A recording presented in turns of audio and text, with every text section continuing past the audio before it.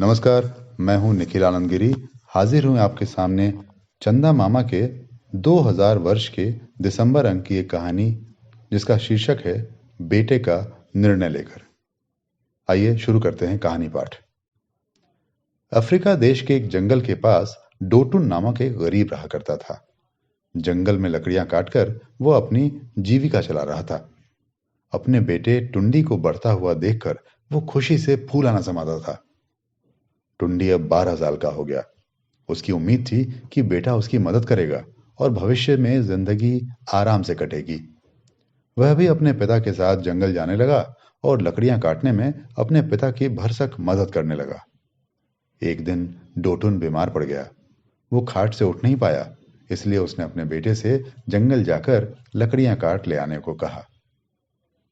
टुंडी अपने पिता के आदेश पर जंगल निकल पड़ा। रास्ते में उसे उसका एक दोस्त दिखाई पड़ा। उसके साथ खेलते हुए उसने अधिक समय वहीं बिता दिया। दोपहर को लौटने के पहले उसने चंद लकड़ियां काटी और घर लौटा। यह देखते ही डोटुन आपे से बाहर हो गया। उसने क्रोध भरे स्वर में कहा, तुम तो निकम्मे हो, किसी भी काम के लायक नहीं हो। इतनी कम लकड़ियां काट कर लाए हो, इनसे क्या होगा? आज लकड़ियां नहीं बेची तो कल क्या खाएंगे, क्या खरीद पाएंगे? यूं उसने उसे खूब डांटा और पीटा। वो रोता हुआ घर से बाहर निकल गया। जा चला जा, घर में कदम रखा तो टांगे तोड़ दूंगा। अपने आप को समझते क्या हो? चिल्ला चिल्ला कर वो थक गया और कंबल ओढ़कर सो गया। टुंडी की समझ में नहीं आया कि क्या किया जाए। वो जंगल की तरफ चलता जाने लगा। बहुत दूर जाने के बाद वो थक गया। उसे जोर सी भूख लगने लगी थी। वो एक कदम भी आगे बढ़ा नहीं पा रहा था। एक पेड़ के नीचे वो सो गया। शाम हो गई। एक व्यापारी शहर से अपने नौकरों के साथ लेकर अपने गांव लौट रहा था। उसने पेड़ के नीचे सोते हुए उस लड़के को देखा। उसने टुंडी को जगाया और पूछा, तुम कौन हो? क्यों इस जंगल के बीचों बीच सो रहे हो, वह भी इस वक्त? मेरा कोई घर नहीं, मुझे बड़ी भूख लगी है, टुंडी ने निराशा भरे स्वर में कहा। व्यापारी ने उसे कुछ रोटियां दी। उन्हें खाकर उसने पानी पी लिया। अब उसका पेट भर गया। व्यापारी के मन में उस अनाथ के प्रति दया जगी। उसकी अपनी कोई संतान न थी। वह उसे अपने साथ ले गया। दोपहर हो गई, फिर भी बेटा घर वापस नहीं आया तो डोटुन की चिंता क्षण क्षण बढ़ती जा रही थी। उसे लगा कि उसने बहुत ज्यादा ही उसे डांटा डपटा। उसकी परेशानी दिन ब दिन बढ़ती जा रही थी। दिन गुजरते जा रहे थे, पर बेटे का कोई पता नहीं चला। वो बड़ी ही बेचैनी से अपने बेटे के आने की प्रतीक्षा में दिन गुजारने लगा। यहां व्यापारी टुंडी को अपने सगे बेटे की तरह पालने पोसने लगा। उसने अब व्यापार के कौशल भी सीख लिए। टुंडी के दिन आराम से गुजर रहे थे। उसे अब किसी बात की चिंता नहीं थी। फिर भी जब कभी भी उसे अपने माँ बाप की याद आती, वो बहुत दुखी हो जाता था। चुपचाप उन्हीं को याद करते हुए कहीं दूर अकेले बैठ जाता था। वो अपने माँ बाप को और घर को भुला न सका। व्यापारी की पत्नी टुंडी को बहुत चाहने लगी, क्योंकि वो बहुत ही विश्वास पात्र और ईमानदार लड़का था। अपने सगे बेटे की तरह उसकी देखभाल करने लगी। सगी मां की तरह वो उससे प्यार करने लगी। यूं ही कुछ साल गुजर गए।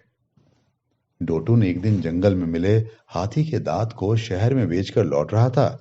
तब उसके बेटे की ही शक्ल सूरत वाले एक जवान को देखकर चिल्ला पड़ा, बेटे रुक जाना। वो घुड़सवार रुक गया। नजदीक जाकर उसने उस जवान को गौर से देखा और कहा, तुम टुंडी ही हो ना? खोए हुए मेरे ही बेटे हो ना? टुंडी घोड़े से उतरा और कहा, हाँ मैं टुंडी ही हूं। कहते हुए उसने अपने पिता को नमस्कार किया। अपने बूढ़े पिता की हालत देखकर टुंडी बहुत ही दुखी हुआ। उसने कहा, पिताजी, अब जिस घर में मैं रह रहा हूं वहां मेरे साथ चलिए। कुछ दिनों तक वहीं विश्राम करके लौटना। डोटुन ने बेटे की प्रार्थना मान ली। दोनों मिलकर व्यापारी के घर पहुंचे। टुंडी ने व्यापारी से अपने पिता का परिचय कराया। व्यापारी ने भी उसके साथ बड़ा ही अच्छा व्यवहार किया। सवेरे ही डोटुन ने घर को जो हुए व्यापारी से कहा, अपने बेटे को अपने साथ घर ले जाऊंगा। यह कैसे मुमकिन हो सकता है दोस्त? अब यह तुम्हारा बेटा नहीं है, मेरा बेटा है। तुमने उसे घर से निकाल दिया। जब मैंने उसे शरण दी, अपने यहाँ रखा, पाला पोसा, तब उसका अपना कोई घर नहीं था। अब यही उसका घर है, व्यापारी ने सविनय कहा। भगवान की दया से मेरा बेटा मुझे अब मिल गया। उसे अकेला छोड़कर कैसे जा सकूंगा? ये सच है कि मैं उस पर नाराज हो उठा और वो घर छोड़ के चला गया, लेकिन बेटे और बाप के बीच तो झगड़े होते ही रहते हैं। यह बिल्कुल स्वाभाविक बात है। इस प्रकार दोनों में बहुत देर तक इस विषय को लेकर वाद विवाद हुआ। अंत में व्यापारी ने कहा, इस समस्या का परिष्कार है। उसे यहां रहना है या तुम्हारे साथ, इसका निर्णय टुंडी ही करेगा। उसी के निर्णय पर इसका परिष्कार निर्भर है। हाँ, मुझे भी यह शर्त स्वीकार है। टुंडी का निर्णय होगा। डोटू ने सहर्ष मान लिया। ठीक है, कल सवेरे इसका निर्णय होगा, व्यापारी ने कहा। दूसरे दिन व्यापारी बाप और बेटे को लेकर आगे आगे जाने लगा। उसके हाथ में चमकती हुई एक लंबी तलवार थी। बाप बेटे की समझ में नहीं आया कि व्यापारी क्या करने जा रहा है और उन्हें कहाँ ले जा रहा है। वे चकित होकर देखते ही रह गए। जंगल और नदी के बीच के एक निर्जन प्रदेश में व्यापारी रुक गया। उसने तलवार टुंडी के हाथ में दी और कहा, बेटे, तुम अब अपना फर्ज निभाओ। टुंडी ने विनयपूर्वक पूछा, बताइए तो सही, अब मुझे क्या करना चाहिए? अगर तुम्हारा निर्णय अपने जन्मदाता पिता के साथ जाने का है तो मेरा सिर काट दो। अगर तुम अपने दूसरे पिता के साथ रह जाना चाहते हो तो उसका सिर काट दो, व्यापारी ने स्पष्ट शब्दों में कहा। टुंडी थोड़ी देर तक मौन रहा। वो किसी निर्णय पर नहीं आ पा रहा था। बाद में उसने झुककर दोनों को प्रणाम किया। मैं अब जान गया हूं कि मेरा कर्तव्य क्या है। अपने सिर को स्वयं काट लूंगा, कहकर उसने तलवार उठाई।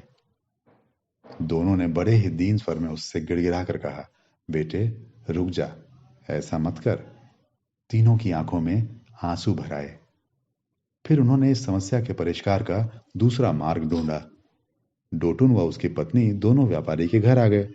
यों टुंडी ने जन्म देने वालों और पाल पोसकर बड़ा करने वालों के साथ न्याय किया, दोनों को सुखी रखा।